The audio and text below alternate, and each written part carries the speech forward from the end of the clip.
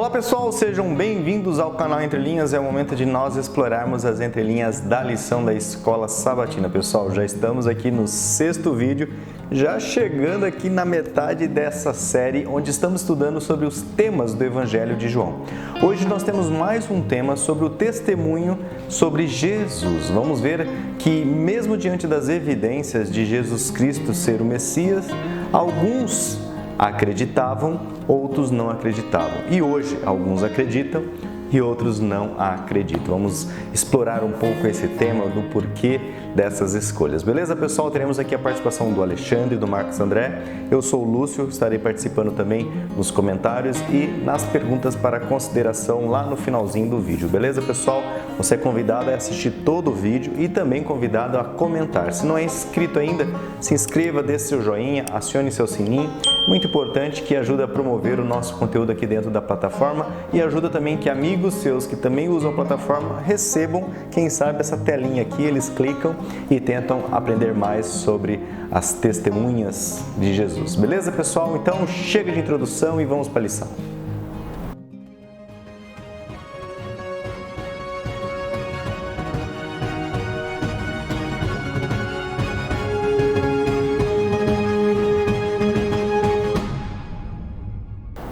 Vamos lá então, pessoal, vamos aos comentários, aquela parte do nosso conteúdo que você ajuda a produzir, você participa. Temos aqui as Olimpíadas dos comentários, o pódio, né, os 3 primeiros a comentarem.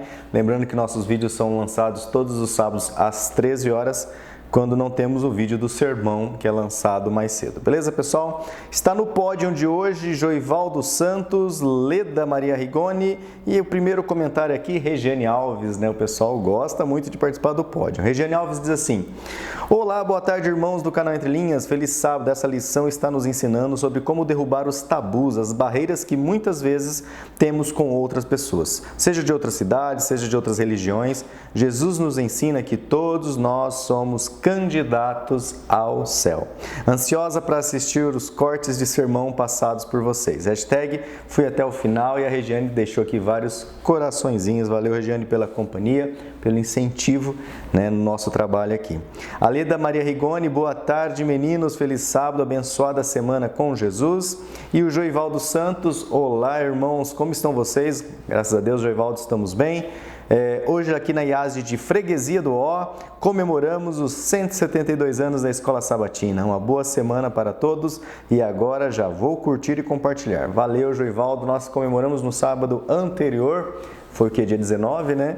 Nós comemoramos também, tivemos um gostoso junta-panela aqui na igreja, a igreja toda celebrando 172 anos da Escola Sabatina, uma escola de estudo diário e que se reúne todos os sábados pela manhã ao redor desse planeta inteiro, que é legal. Quem já viajou para outros países teve a oportunidade de participar da mesma Escola Sabatina. Tivemos o vídeo do irmão João Cavaco nos comentários do vídeo anterior, ele participando lá em Lisboa. A Escola Sabatina, ela é global, muito gostoso mesmo.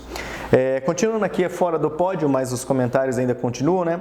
Marlene Boel, deixa eu só pegar o nome completinho para não cometer mais as gafes aqui, é Boel mesmo, parece Boel aqui. Boa tarde, meus irmãos, olha só, consegui entrar no canal hoje, feliz sábado, Deus abençoe a todos. Olha, Marlene, valeu, então conseguiu entrar no canal e já participando dos comentários.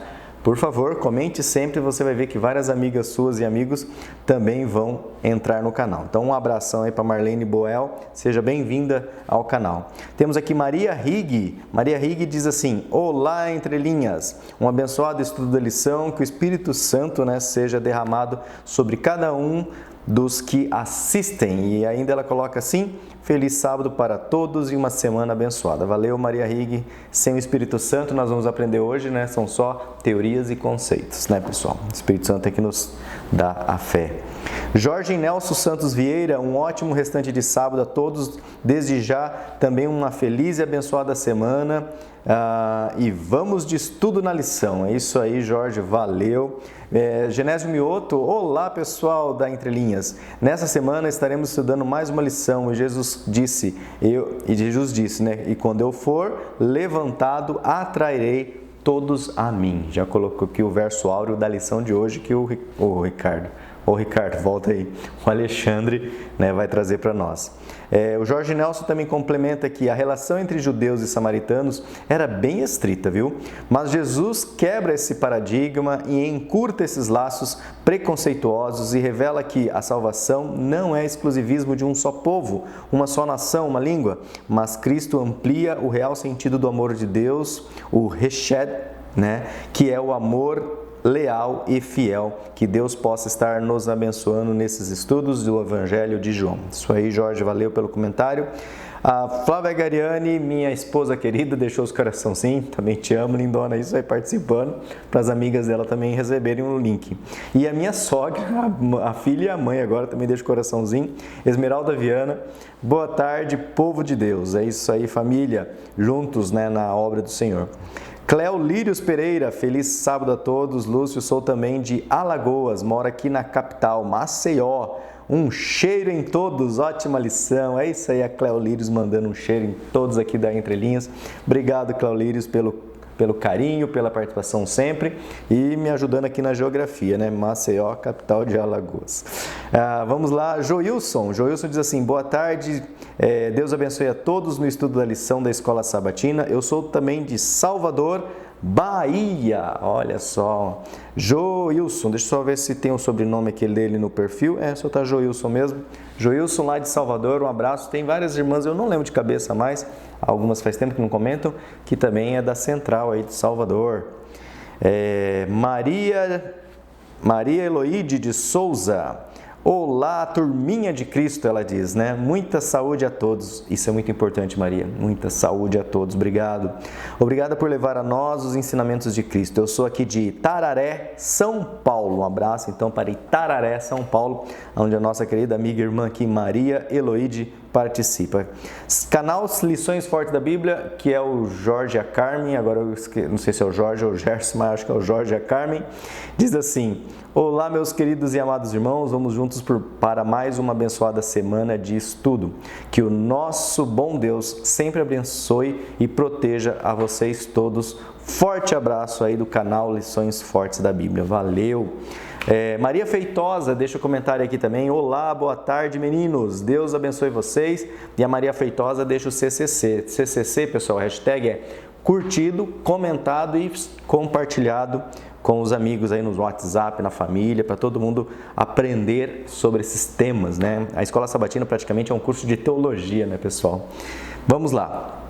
Temos também aqui participação de Leila Glorimar. Oi, boa noite, vocês são uma bênção. Leila Glorimar. Leila, eu acho que é a primeira vez que eu estou lendo um comentário seu também. Seja bem-vindo ao canal. Me perdoe também se minha mente está falhando. Temos aqui o comentário da Rosângela Correia. Hashtag fui até o final. Bênçãos pura. Obrigado, Rosângela, pelo comentário. É isso aí. Ailda Pinheiro, mãe do Ian. Feliz semana, família entrelinhaniana. Estou assistindo vocês hoje, domingo, com minha mãe no culto matinal. Que legal! A Ailda, uma vez é no hospital levando o Ian, é no culto matinal de domingo com a família. A Ailda não perde entre linhas, né? Não perde a oportunidade. A Edilza Nascimento, vídeo curtido e compartilhado. Boa semana a todos. Adriana Kuhn. Olá, simpáticos pastores virtuais, o Lúcio, o Alexandre e o Marcos. E Ricardo, né? Ricardo voltará. A religião do Ricardo voltará. Foi gratificante estudar a lição com vocês sempre. Faz crescer espiritualmente. Deus continue abençoando vocês. Uma ótima semana. Abraços aqui da querida irmã Adriana Kuhn. Ela deixa assim, hashtag fui até o final das figurinhas. Hashtag volta Ricardo, 3 não forma quarteto. E hashtag orando aqui pelos pedidos de oração e pelo Ricardo. Isso aí, né? Hoje ainda não teve nenhum pedido de oração, no anterior já nós tivemos. Temos aqui também, temos a participação do nosso querido amigo, que apareceu aqui no canal, no link pelo menos, né? Do irmão João Cavaco, que é lá da Central de Lisboa, Portugal. Ele tem o dom da palavra e eu vi que não é só a palavra escrita, a palavra falada mesmo, ele comenta, muito legal. E ele deixa aqui, ó, comentários sobre Cristo e a Samaritana no capítulo 4 do Evangelho de João. Primeiro, testemunho. De acordo com Atos 1:8, testemunhar é praticar o que se conhece só de Deus em verdade, que vem ter consigo todos os dias e aproveitar para conhecer a Cristo no outro e solicitar ao Espírito Santo mais conhecimento, mais bênçãos do viver com qualidade, felicidade e o eterno com Cristo. Depois, contextos e problema, ele traz soluções de Cristo aqui na seção 3 e no finalzinho aqui, ele já diz aqui, deixa eu só achar aqui, deixa eu ver aqui. Em suma, há muitos samaritanos que amam ao próximo e muitas samaritanas que procuram num só poço, eclesiástico limitado de adoração, quando a presença e a verdade, daí ele coloca entre parênteses, não são verdades, mas a verdade bíblica dos mandamentos que revelam o caráter e a vontade de Deus, de Cristo, os procuram para qualquer lado que escolham ir. Fica a questão, olha o que o irmão João Cavaco pergunta aqui, sabe qual é a verdade na sua vida que o Espírito de Deus aponta pela fé e liberdade em Cristo para si em todas as situações da sua vida? Qual é a verdade em todas as situações que Cristo tenta apontar na sua vida, irmãos? João Cavaco, irmão lá de Lisboa, Portugal, da União Europeia. Ele nem deixou aqui um continente em guerra. Temos aqui os últimos 2 comentários ainda. Temos aqui o Engraças Casimiro Canducha, participando aqui. Que Deus seja louvado por tudo que tem feito por nós e fez por nós. Que história impressionante, não importa em que circunstância, Deus chama o improvável como missionária.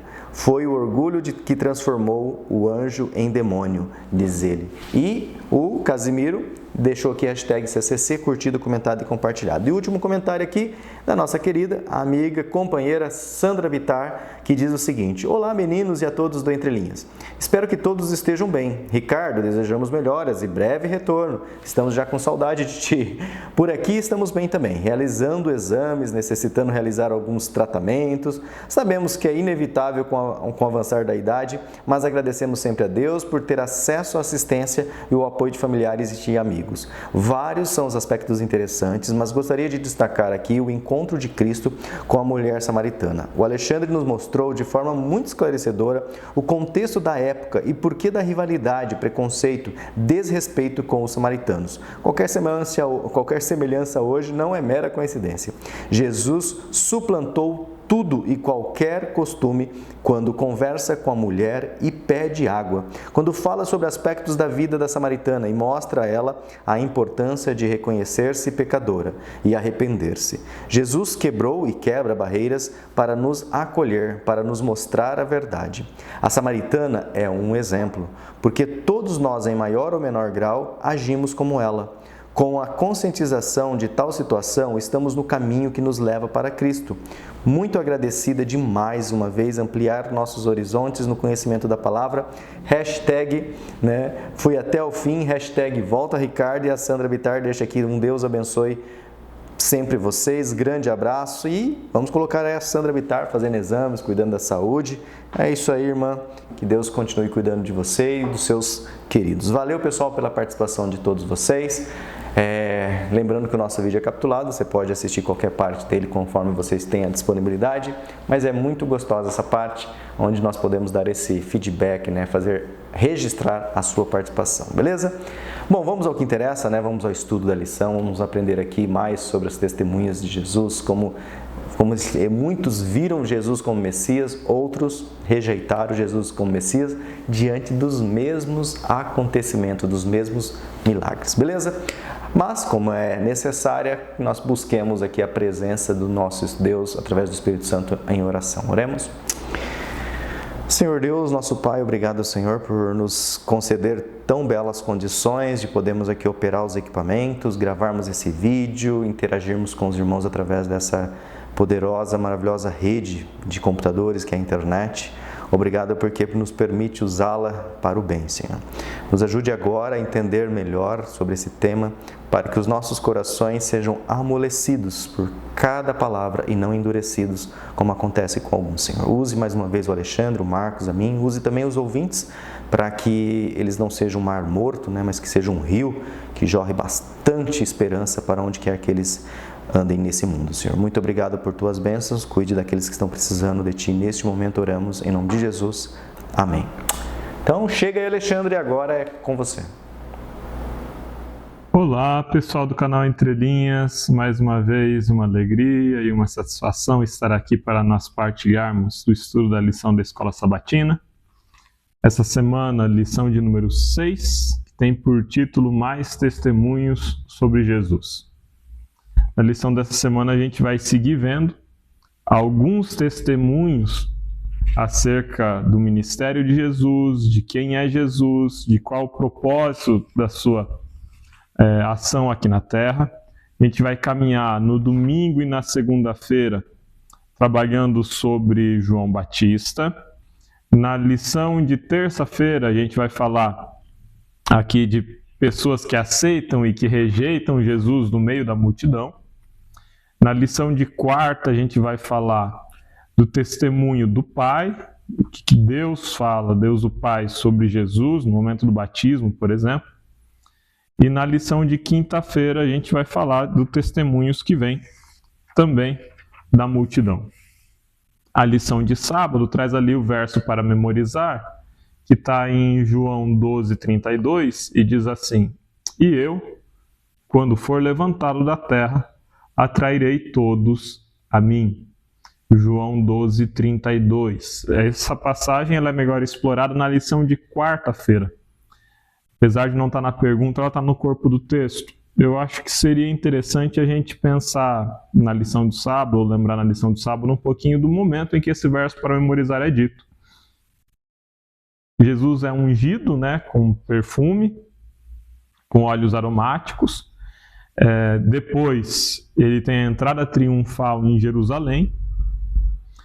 Ele começa a pregar para uma multidão, e aí vem uma voz do céu.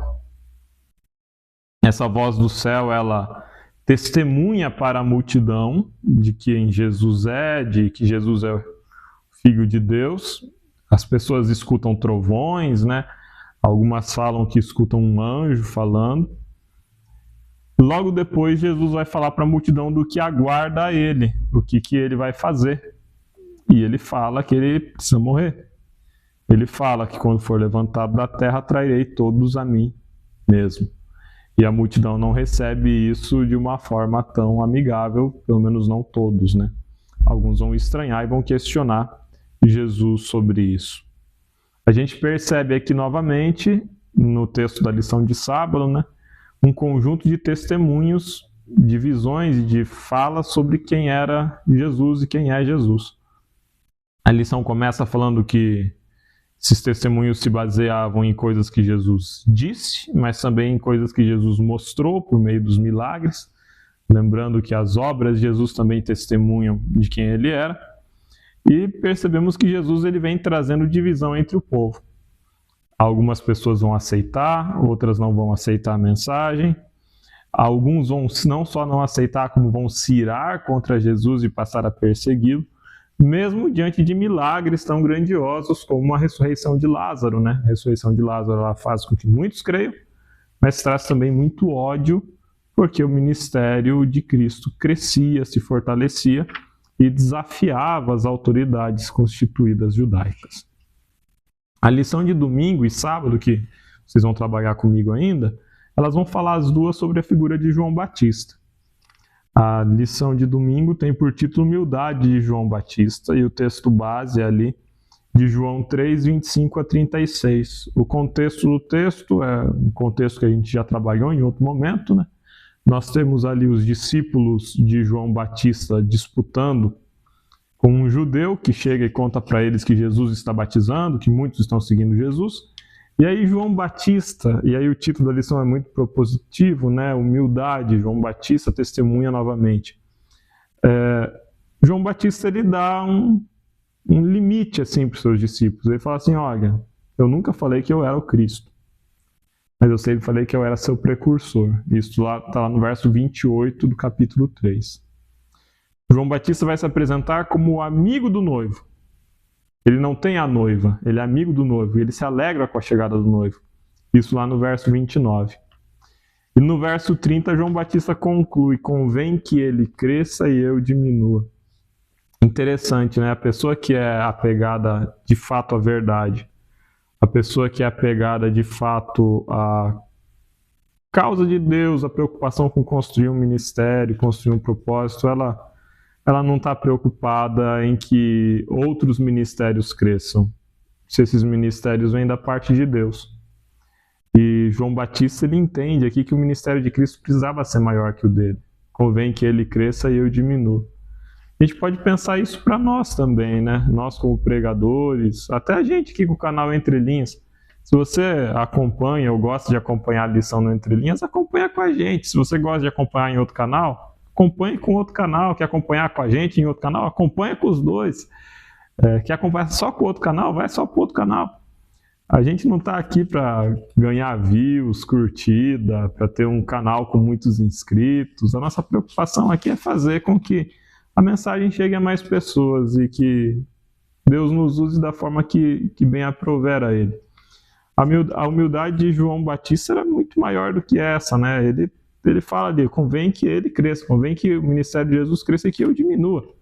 João Batista entendia que o seu ministério era um ministério com data de validade.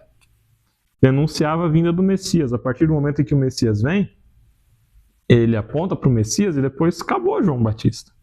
Se trata do Messias, o foco está no Messias. E João Batista prega o Cristo. João Batista vai ser ele, em alguma medida, um seguidor de Cristo antes de Cristo, né? Muito legal isso. O texto segue na passagem 31 até 36 dos versículos do capítulo 3. Ali vai apresentar Jesus como Filho de Deus e ainda como meio pelo qual se alcança a vida eterna. Quem crê em Jesus tem a vida eterna. Quem rejeita Jesus perde a vida eterna. A lição de segunda-feira tem por título Nova Compreensão do Messias. Também tem ali um texto de João, capítulo 1, versículo 32 a 36, novamente com uma cena de João Batista. E nessa cena nós temos o batismo de Jesus. E João Batista testemunha que depois do batismo, ao Jesus sair das águas, ele viu o Espírito descer do céu como uma pomba sobre ele. E Deus já havia explicado para João Batista por meio da revelação de que aquele sobre quem descesse o Espírito na forma de pomba seria o Messias. E aí João Batista testifica no verso 34. Ele é o Filho de Deus. E no dia seguinte passa Jesus diante de João Batista. Ele está com seus discípulos. É uma passagem que a gente já viu, né? E aí João fala, eis o Cordeiro de Deus que tira o pecado do mundo. E aí 2 discípulos, que são André e João, nós acreditamos, vão passar a seguir Jesus. O texto da lição, né, Nova Compreensão do Messias, tem a ver com uma pergunta que é que Messias? Beleza, Jesus é o Messias, mas que Messias? É o Messias guerreiro que vai libertar Roma? É o Messias sacerdote que vai restabelecer o judaísmo? A figura que João Batista apresenta, ela é uma figura de um novo Messias, de um Messias que o povo não estava esperando, que é o Messias Cordeiro. Quando João Batista fala, eis o Cordeiro de Deus que tira o pecado do mundo. Então ele apresenta, João Batista, né, apresenta Jesus como aquele que vai morrer para que haja a remissão dos pecados. O texto da lição, ali no segundo parágrafo, diz assim, assim João Batista, com o seu evangelho, pretendia mudar a compreensão dos judeus. Assim João, né, o apóstolo João, com o seu evangelho, pretendia mudar a compreensão dos judeus sobre o Messias, para que reconhecessem em Jesus o cumprimento das profecias a respeito do rei vindouro e das suas obras. Cristo não veio como líder político e militar, mas com o propósito de se oferecer como sacrifício pelos pecados do mundo. Então, nós temos aqui uma compreensão mais plena do ministério de Jesus. Haverá um tempo para Jesus agir como juiz, que vem executar a sentença. Haverá tempo para Jesus agir como o Rei eterno. Mas quando Jesus vem na sua primeira vinda, ele vem como o Cordeiro de Deus que tira o pecado do mundo. E esse testemunho é apresentado dele como Cordeiro, né, pela primeira vez por João Batista. Então João Batista ele já traz uma nova compreensão do Messias aqui, inesperada para o seu tempo, que vai ser inclusive determinante na rejeição de Jesus por boa parte do povo, que ainda se apega à ideia de um líder político-militar. Soltem Barrabás, crucifiquem a Jesus, é o que esse povo vai dizer em outro momento, né? Vocês seguem agora na lição de terça-feira com Marcos André. E eu retorno na semana que vem. Meu abraço a todos e fiquem com Deus. Tchau, tchau. Obrigado, Alexandre. Muito obrigado também a você que nos acompanha através do canal Entre Linhas. Que bom que você chegou até aqui. E agora vamos dar continuidade ao estudo da lição que nós encontramos na parte de terça-feira, que tem o título Aceitação e Rejeição. Aqui, nesse ponto, está tratando a respeito do capítulo 6.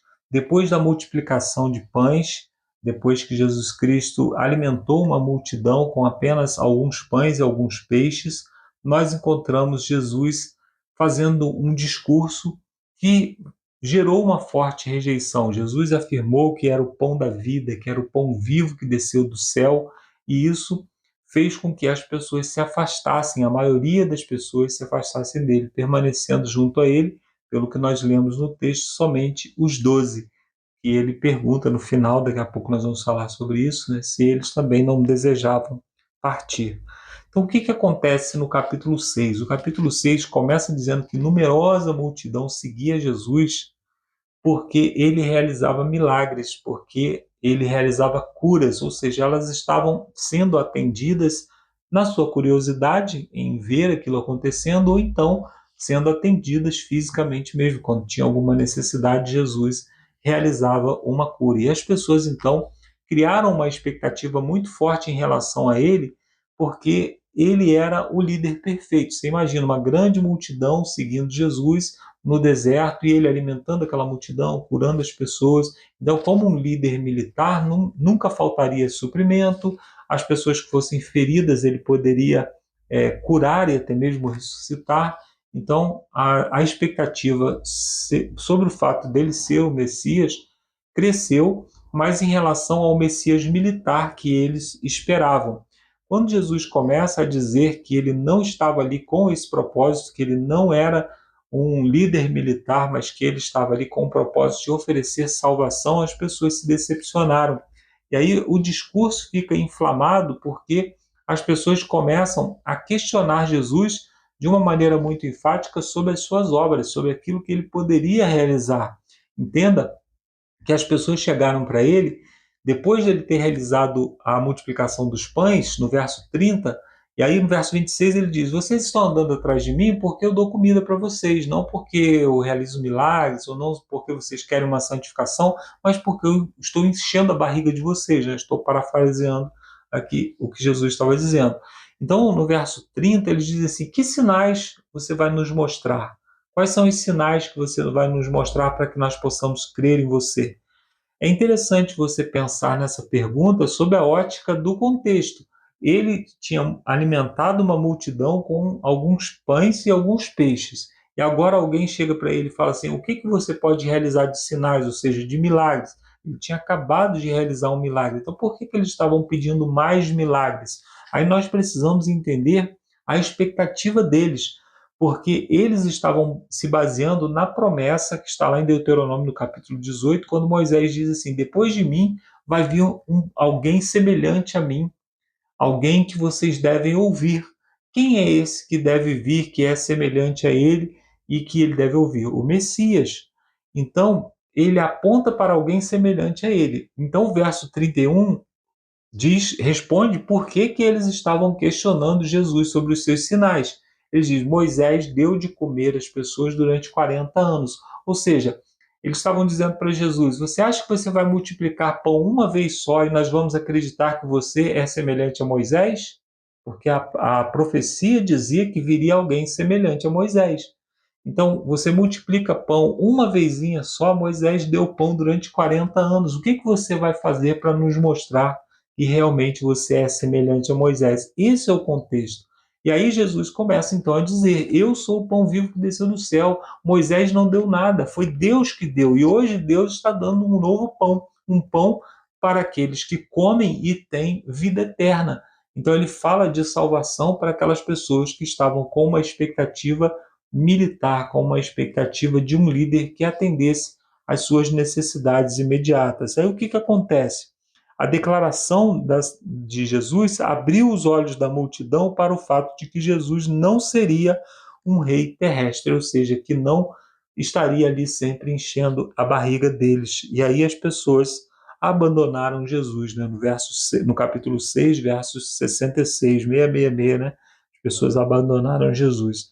Do ponto de vista humano, isso deve ter sido decepcionante para Jesus, o que afirma que o autor, eu não concordo completamente com isso, né? Porque Jesus Cristo, ele não tinha as mesmas tentações que nós temos, né? Nós temos a dificuldade de lidar com rejeição, nós temos dificuldade de lidar com pessoas que falam mal da gente. Jesus, ele estava preparado para isso espiritualmente, porque o foco dele não estava em glorificar a si mesmo. O foco de Jesus era glorificar ao Pai. Daqui a pouco eu vou falar mais um pouco sobre isso, porque é importante a gente entender isso para que a gente possa reconhecer mensagens vindas de Deus, né? Então o Senhor tem as pessoas, os discípulos, né? Que estavam seguindo Jesus, os 12, eles tiveram uma atitude diferente, né? Jesus virou para os discípulos e perguntou: vocês não vão me abandonar também? Então Pedro fez aquela declaração, né? Só o Senhor tem palavras de vida eterna e nós temos crido e conhecido que o Senhor é o Santo de Deus. Versos 68 e 69. Então os discípulos estavam com Jesus havia alguns anos e viajavam com ele nas suas viagens missionárias, né? E sabiam por experiência própria que não existia ninguém comparável a Jesus. Por mais incomum que fossem as situações que eles estavam presenciando, independente do quanto ainda não entendessem sobre o ministério de Jesus, eles vieram a entender completamente o ministério de Jesus depois que Jesus morreu, ainda assim eles permaneceram junto com Jesus. Isso é um ato de fé. Eles identificaram Jesus, identificaram que Jesus era o caminho para a salvação e ainda que não entendessem tudo o que estava acontecendo, eles entendiam que ao lado de Jesus era o único lugar onde eles poderiam obter salvação. Então, o que isso fica como lição para nós hoje? Nós não podemos ter uma fé baseada em nós mesmos. A fé que precisa entender tudo, a Bíblia tem um mandamento e eu não entendo o mandamento e por isso não vou guardar. Não, nós precisamos entender que a palavra de Deus ela é soberana, que a fé em Deus ela precisa sobrepor as nossas emoções, sobrepor as nossas vontades, sobrepor até mesmo o nosso entendimento. Se nós entendemos o básico, ou seja, entendemos que Jesus é o único caminho para a salvação, Jesus nos dá uma ordem, nós recebemos a ordem.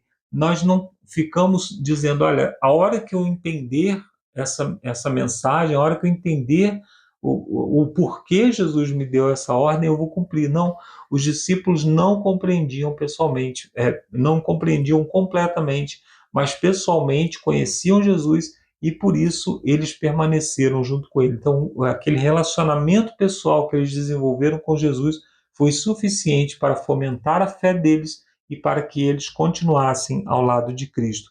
Essa história reafirma, né, o fato de que a maioria geralmente está errada. Por que devemos nos lembrar disso, especialmente acerca dos aspectos impopulares da nossa fé? Então, muitas vezes nós somos questionados: será que todo mundo está errado e só você que acredita dessa forma está certo? Pode ser que sim. Pode ser que sim, porque historicamente nós vemos que a maioria geralmente não está do lado certo. Geralmente a maioria escolhe Barrabás, geralmente a maioria se afasta de Jesus, geralmente a maioria está do lado da oposição à verdade. Então, nós não devemos esperar que a nossa fé seja popular se ela está ao lado da verdade, né? Na parte de quarta-feira nós temos o testemunho do Pai. Então o Evangelho de João, ele fala de várias vezes que Jesus recebeu o testemunho do Pai. Jesus ele começa a falar a respeito de si mesmo e as pessoas dizem assim: se você fala a respeito de você mesmo, as suas palavras não têm valor. Ou seja, quem dá testemunho a respeito de si mesmo, as palavras não têm valor. Então Jesus responde da seguinte forma: as minhas palavras não são o único testemunho que eu tenho, porque as obras que eu realizo são realizadas, na verdade, pelo Pai. O Pai me glorificou através dessas obras, então o testemunho que eu tenho não é meu, mas do Pai que me enviou. É interessante a gente notar isso, né? O Jesus, ele diz assim, ó, em João, no capítulo 5, versos 36 a 38, eu tenho testemunho do Pai por meio das obras que ele me confiou para que eu realizasse. Então, Jesus, ele não confiava somente na sua própria impressão a respeito de si mesmo, mas naquilo que o Espírito Santo estava realizando através dele, naquilo que o Pai estava realizando através dele.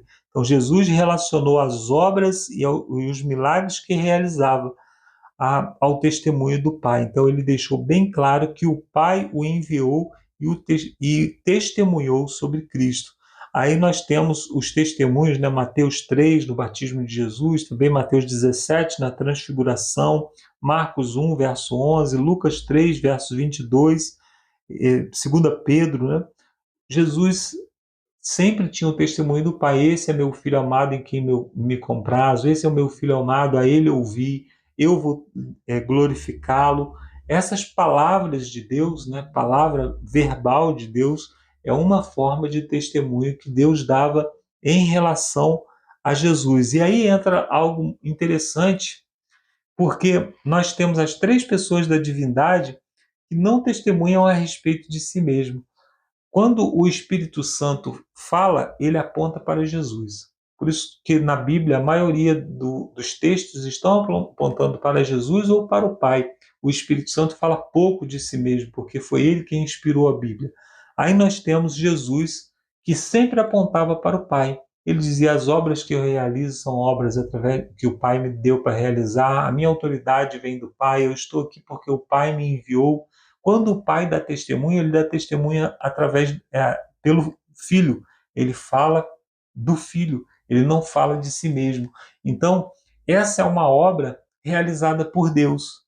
Deus dá testemunho, a Trindade dá testemunho a respeito do seu próximo, a respeito do seu semelhante, mas nunca de si mesmo. Ele nunca está falando sobre si mesmo. Jesus nunca está dizendo assim: me adorem porque eu sou Deus, se curvem diante de mim. Não, ele recebia adoração, quando alguém o adorava, ele recebia a adoração normalmente. No entanto, ele não requeria adoração para si mesmo, ele não requeria honra para si mesmo, ele requeria honra para o Pai. O Pai o honrava, o Espírito Santo o honrava. Então, a ideia de testemunhar a respeito de si mesmo já é uma ideia satânica. Você vê que no testemunho de Satanás, lá, quando ele fala, né, subirei acima das mais altas nuvens, né, e me assentarei na extremidade do norte, me assentarei, serei semelhante ao Altíssimo, ele está falando sempre de si mesmo, né? Apesar de nós termos aqui o pronome oculto, mas ainda assim nós vemos que o tempo todo ele está falando eu, ele está apontando para si mesmo. Então, quem está cheio do Espírito Santo aponta para Deus. Quem está cheio do Espírito Santo aponta para Jesus. Quem está cheio do Espírito Santo fala das obras do céu, não fala de si mesmo, não está dando testemunho a respeito de si mesmo. Nós vemos muitas pessoas testemunhando a respeito de si mesmo, falando a respeito de si mesmo, exaltando a si mesmo. Essa não é uma obra vinda do céu. A obra vinda do céu é a obra do Espírito que testemunha a respeito de Jesus, né? Nós vemos isso claramente aqui. Então, Jesus, ele já no início do seu ministério teve lá a proclamação, né, do Espírito de Deus falando e o Espírito Santo repousando sobre ele. Então, dois testemunhos da divindade. Aí, nesse ponto aqui, a situação estava atingindo o auge nos últimos dias do ministério de Jesus, né? Então, o capítulo 6, o capítulo 8, Jesus está já no auge do seu ministério e ele, então, começa a falar de maneira mais clara a respeito de si mesmo. Ele começa a dar testemunho mais claro a respeito de si mesmo. E a mesma coisa acontece também com o Pai, né? A primeira pessoa da divindade, por assim dizer. Então, nesse momento, quando Jesus diz assim: Pai, glorifica o teu nome, ou seja, que o teu nome seja glorificado, aí o Pai novamente falou do céu: eu já o glorifiquei e ainda o farei e ainda o glorificarei. A honra e a glória de Jesus consiste na cruz. Foi através da cruz que Jesus glorificou o nome do Pai e glorificou, e a sua obra, né, foi glorificada no céu. Então, a cruz, ela é o auge do ministério terrestre de Jesus. E nele, pela fé, nós jamais teremos que enfrentar a penalidade da morte. Então, o testemunho mais claro a respeito da divindade nós vemos na pessoa de Jesus e na realização de Jesus em favor da humanidade na cruz. Quando Jesus Cristo morre, ele está declarando o amor do Pai por cada um de nós. Ele está declarando a obra do Espírito em relação a todos nós. A obra de Jesus, a maior glória de Deus é a cruz, é aquela glória com aparência de derrota. Jesus glorifica o nome do Pai, ou seja, mostra o amor do Pai, mostra a atitude benéfica de Deus em relação à humanidade, morrendo a morte vergonhosa da cruz em nosso favor. Né? Na parte de quinta-feira, nós temos o testemunho da multidão. Se alguém tem sede, venha a mim e beba. Foi a declaração de Jesus. Né? Jesus fez declarações ousadas sobre si mesmo. Então, João ele narra Jesus já falando ou quase gritando para a multidão a respeito de quem ele era. Quando Jesus falou aos judeus que participavam da festa do tabernáculo, qual foi a resposta da multidão? Então Jesus convidou todos os sedentos para que fossem a ele beber. Os que ouviram disseram, esse é profeta. E outros diziam, esse é o Cristo. Mas alguns duvidaram e queriam prendê-lo. Então, quando alguém declara que Jesus era um profeta enviado por Deus, como aconteceu no capítulo 3 com Nicodemos, ou quando essa multidão declara que ele era um profeta enviado de Deus, e outros declaravam até mesmo que ele era o Messias, né, ou o Cristo, isso dá a oportunidade de Jesus de falar mais profundamente a respeito de si mesmo, porque as pessoas já estavam declarando fé em Jesus, né? Então Jesus podia se revelar mais amplamente. Algumas pessoas questionaram o fato dele não ter nascido em Belém. As pessoas não sabiam que ele tinha nascido em Belém porque ele vinha da Galiléia. Mas, apesar disso, Jesus nasceu em Belém como era profetizado. Né? Então, até mesmo os guardas que foram para prender Jesus ficaram impressionados com a eloquência de suas palavras. Nós temos que entender que não era somente o que Jesus falava, mas o fato de que ele falava movido pelo Espírito Santo e a obra do Espírito Santo estava sendo realizada também no coração das pessoas. Quando nós ouvimos Jesus com o coração aberto, o Espírito Santo também opera para nos fazer crer. Né? E aí o fato de que os fariseus questionavam os guardas do seguinte, por acaso alguma das autoridades ou dos fariseus creu nele? Então eles estavam perguntando, por que vocês creem em alguém se nós não estamos dando o nosso carimbo de autoridade para ele? Nós não estamos dizendo que ele é verdadeiro. Quem são vocês? Vocês são aí uma ralé, uma multidão, né? Eles declaram lá em João, no capítulo 7, verso 49, essa plebe, o que sabe da lei, é maldita. Então o povo não sabia absolutamente nada, só eles tinham a definição de verdade, eles tinham autoridade sobre o que é o que não é correto, o que é o que não é verdade. Nós precisamos tomar cuidado com líderes centralizadores, líderes que dizem Deus fala comigo, não fala com você. Deus deu a um grupo específico a autoridade de estudar as Escrituras, de ler e entender as Escrituras. Nós temos essa cultura que vem de uma cultura medieval, vem de uma cultura católica medieval, de que somente um grupo de estudiosos ou um grupo de pessoas pode compreender a Bíblia. Ainda hoje a Igreja Católica não proíbe a leitura da Bíblia, mas declara que só ela tem autoridade para compreender, para explicar as Escrituras. Isso não é verdade. A Bíblia foi escrita para que todas as pessoas possam ler e compreender. Ela foi escrita com métodos para que as pessoas, método de repetição, né, o mesmo assunto sendo escrito de várias formas, para que muitas pessoas possam compreender. Pessoas que têm interesse em compreender e não ficam apegados às aparentes contradições, elas vão entender que a Bíblia ela fala a respeito de assuntos fáceis de compreender em alguns pontos e complexos de compreender em outros pontos. Algumas pessoas desanimam da fé por não compreender alguma parte, mas elas poderiam recorrer a uma outra parte mais fácil falando sobre o mesmo assunto e compreenderiam facilmente, né? Então, a pergunta, né, será que algum de nós, dos fariseus, creu, ou por acaso alguém creu? Aí nós encontramos no mesmo relato Nicodemos, que interfere ali em relação ao que estava acontecendo em favor de Jesus. Ele diz: será que a nossa lei condena um homem sem primeiro ouvi-lo e saber o que ele fez? Aí a pergunta que o autor faz: será que Nicodemos nesse ponto já reconhecia Jesus como o Messias? Não sabemos. No entanto, a partir do encontro que ele teve com Jesus, Jesus declarou claramente ser ele o Salvador do mundo. Então ele poderia já nesse ponto ter crido. Se não aconteceu isso, futuramente ele creu, porque futuramente ele declarou, né, ser um seguidor de Jesus. Então, a resposta que eles fizeram, acaso algum dos fariseus creu em Jesus? A resposta é sim, porque Nicodemos creu.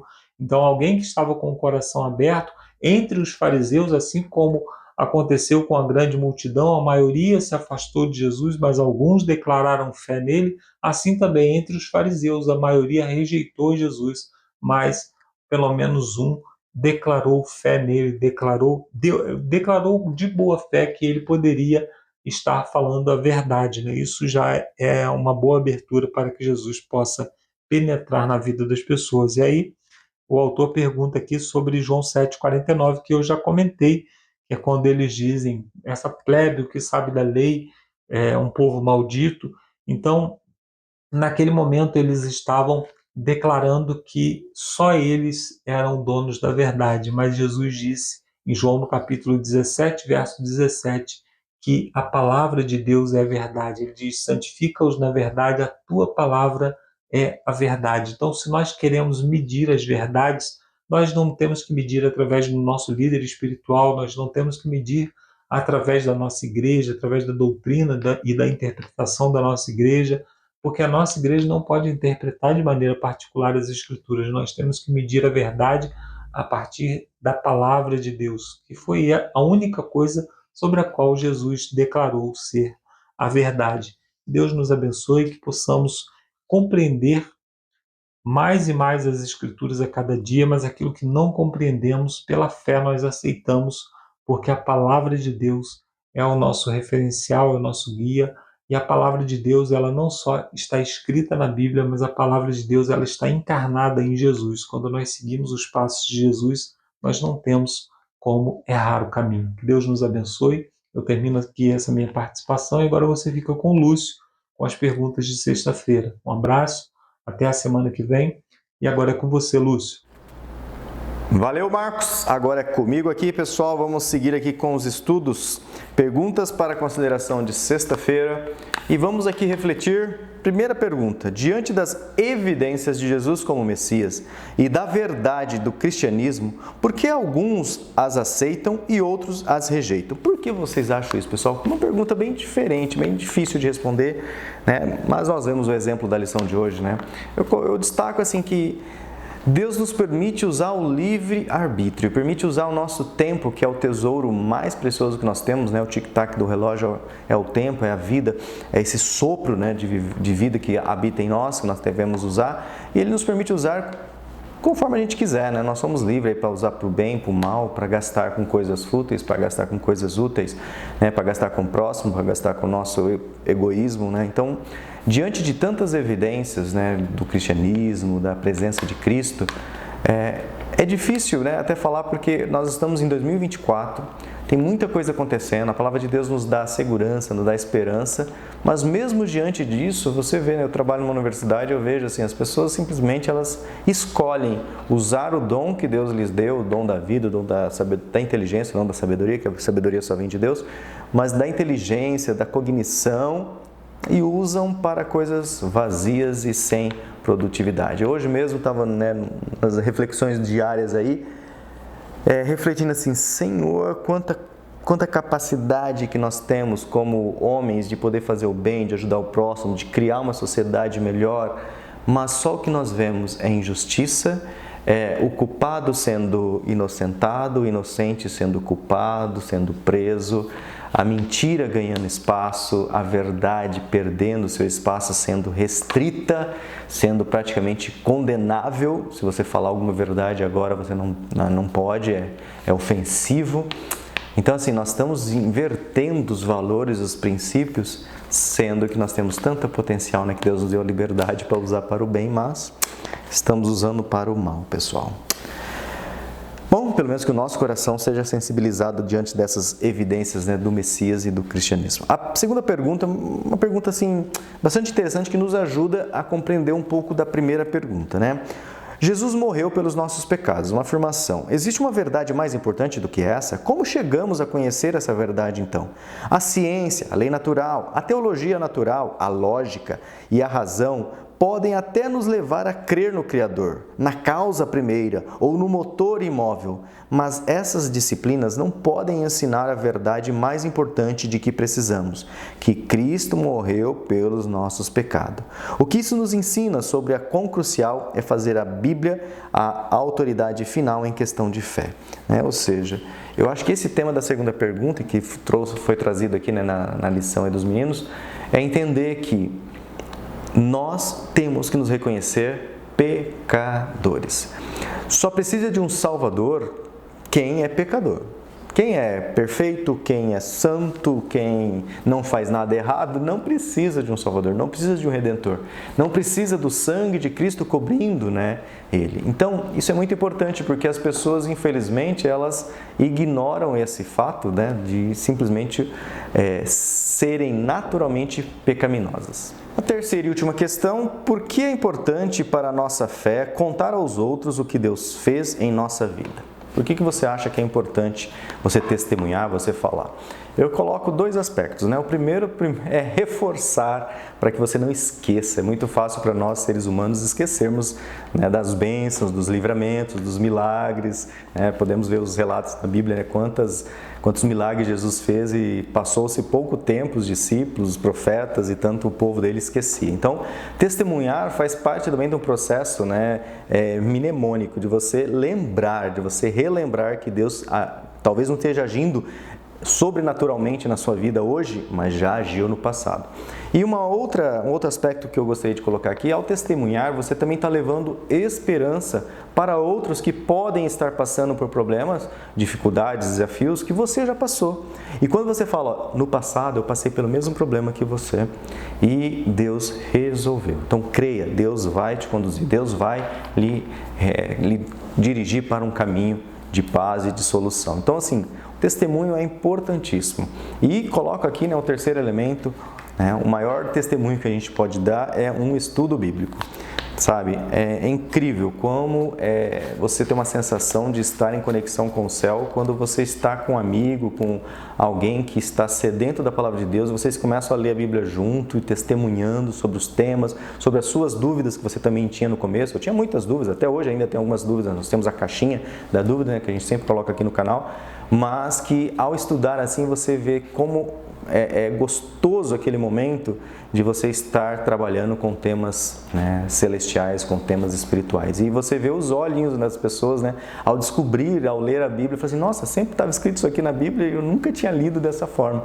E aí você vê o Espírito Santo agindo. Então, né, é bom testemunhar. Testemunhar primeiro para você lembrar, né, para você dar esperança e também para você ensinar as pessoas. Beleza, pessoal? Valeu aí pela companhia nesse 6º vídeo e nos vemos então já no 7º tema, onde nós teremos como tema principal: bem-aventurados os que creram. Beleza? Então, até lá, fiquem com Deus. Tchau, tchau.